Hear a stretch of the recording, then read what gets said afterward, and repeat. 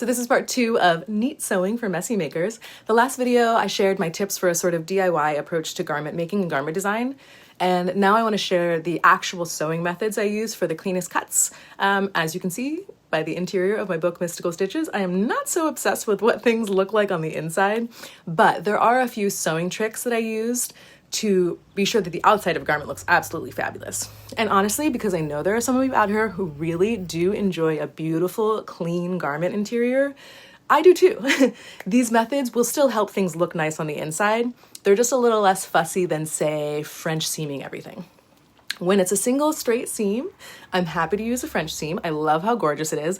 I just can never resolve what to do at curves or points where seams meet. If you have any tips for that, I'm all ears. So for interior seams, I will say I will always clean finish my edges because I want the clothes to be able to go through the washing machine over and over. I want them to be able to last as long as possible. But I never use my overlock because I hate changing threads. So I usually just use a tight zigzag stitch. And yes, it totally works. It lasts forever.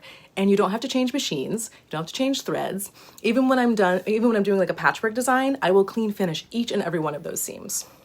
So if you don't have an overlock, or if you hate French seams as much as I do, I don't hate them, they're just not my favorite. Just crank that zigzag to the widest setting, make it a little bit shorter of a stitch, and then stitch it where the needle goes off of the edge of the fabric. This basically does the same thing as the overlock.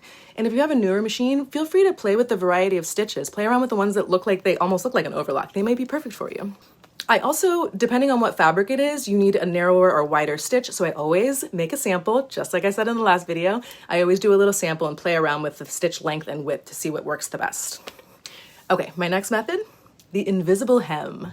This is often called a blind hem on sewing machine manuals. This seems like the weirdest name to me, so I've renamed it the invisible hem. It looks like this, and you can consult your sewing machine manual for how to do this, how to set your stitch up for this. Look for a stitch that looks like that intermittent zigzag. I do go over troubleshooting for this, how to make this stitch work in my soft work course. In fact, all of these techniques I go deep into detail with in my soft work course, along with a bunch of other stuff. It's a bit too much to go into detail with here, but I just love how this stitch looks handmade. And you can even do it with a contrast thread for a really fun look. This is also a great option if you don't have an exact thread color match because it doesn't stand out like a single needle hem would. Okay. Next is when I'm creating areas of gathers, like this tiered skirt or any gathered area, I use double seam gathers. So you can see the step-by-step of exactly how this is done in my dirndl skirt video linked below. The precise method for this is shown at about 5 minutes and 20 seconds in. But basically, I spent years, decades, just doing a single line of stitching, pulling one of those threads to gather it, and then sewing this gathered edge to a flat fabric. And I spent years, decades, wondering why on earth my gathered edges were never that neat. They always looked pretty messy. And then I discovered the double seam. So setting my machine to the longest stitch length, like you do anytime you gather it, and stitching 2 rows, a bit more than 1/4 of an inch from the edge and 1/4 of an inch from each other. And then I take one of each of the loose ends and pull those threads at the same time. So I'm gathering them at the same time.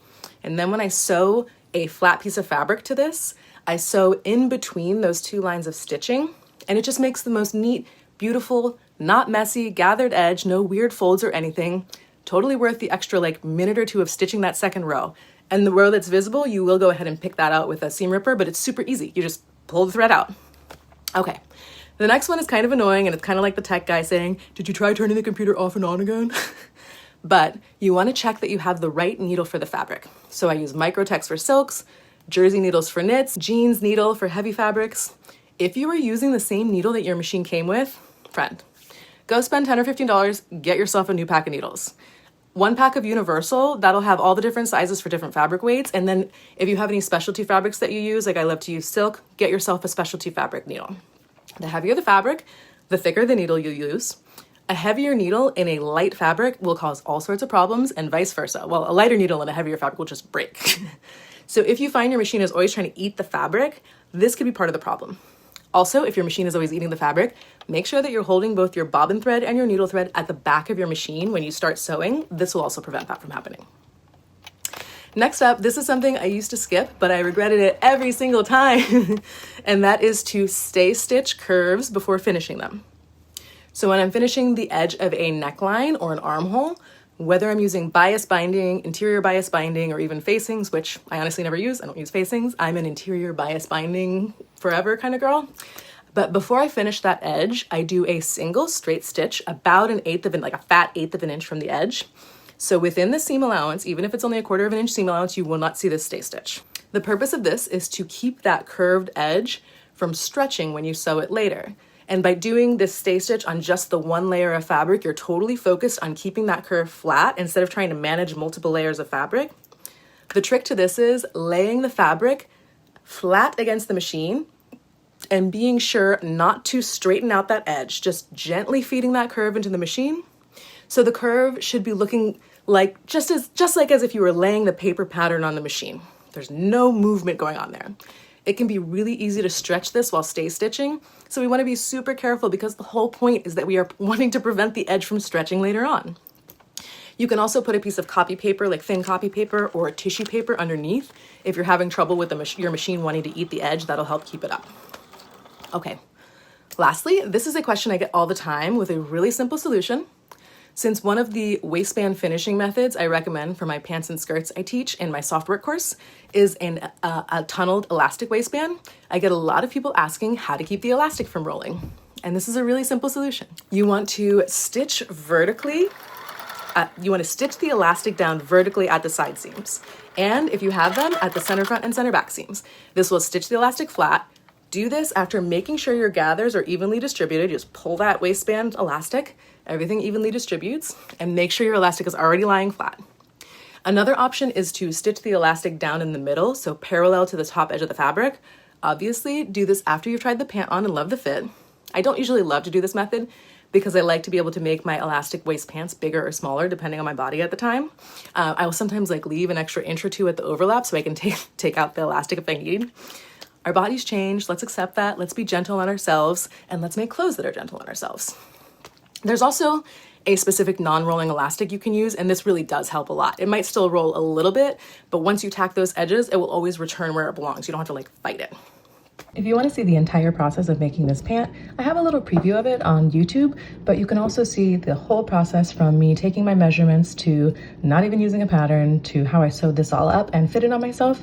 That is included in the Make It With Me lessons in my soft work course. So if you're interested in soft work, just know it includes so much more than just the basics. All right, I hope this was helpful for you. If you have any more questions or things that drive you nuts or you can't seem to figure out how to do right, please let me know in the comments. I would love to help out with that, and if I can, or just commiserate with you. And as always, if you want to know more about designing clothes specifically for your body and your measurements without complicated patterns and seaming, be sure to check out my Softwork Intuitive Garment Design course. You can preview my style of teaching with the Rectangle Tee mini course. All of that is linked up below. All right, I'll see you later.